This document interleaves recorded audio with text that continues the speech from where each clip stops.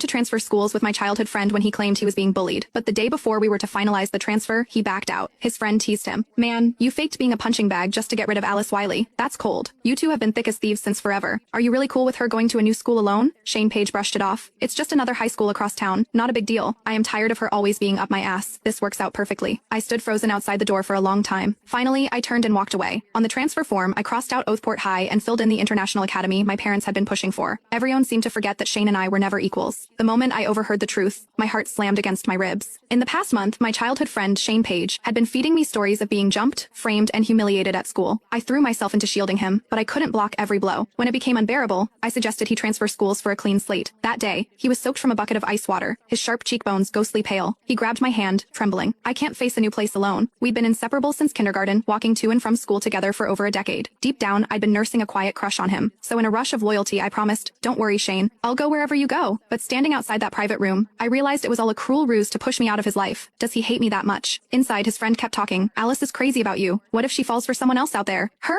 Shane scoffed, as if the idea was absurd. She is so loyal she'd take a beating for me and not even flinch. You think she'd ever stop loving me? His friend muttered. I don't know, but she doesn't seem like someone you mess with. No chance, Shane said lazily. Our school is full of rich kids, but has she ever given any of them a second glance? His tone dripped with disdain as he continued. She is always up my ass. It's annoying. The room burst into laughter, sharp and mocking. I wanted to run, but my feet felt rooted to the floor, forcing me to endure the humiliation. One guy clicked his tongue. First time I've seen someone push away a girl who is crazy about them. Respect, bro. But if you are sick of her, why not just tell her? She doesn't seem like the type to pester you. Shane frowned. She is too intense. Being straight with her wouldn't be that easy. He paused, then dropped the real bombshell. Besides, Esther gets all torn up whenever she sees Alice. She only feels okay when I am there to hold her hand. I am doing this for Esther's sake. Alice will just have to deal with it for a bit. It clicked like a puzzle snapping together. Shane started faking the bullying just a week after Esther Howell was transferred to our school. You sly brat. A new girl shows up, and you are already whipped. Someone chuckled. But Esther has got that fragile damsel in distress vibe. Guys eat that up. Unlike her, Alice is sharp and always has that icy glare that keeps everyone at arm's length, no matter how gorgeous she is. That's a tough sell. The others piled on, tearing me apart like sharks on a feeding frenzy. Shane didn't stop them or defend me. He even nodded along, agreeing with their jabs. My heart sank into a dark, throbbing abyss. For a fleeting moment, I wanted to knock down that door and demand answers. Why did he lie? Did he feel even a flicker of guilt watching me get hurt for him? Did our years of friendship mean nothing? But my mom's words echoed in my mind. Don't waste energy on pointless battles. People don't turn rotten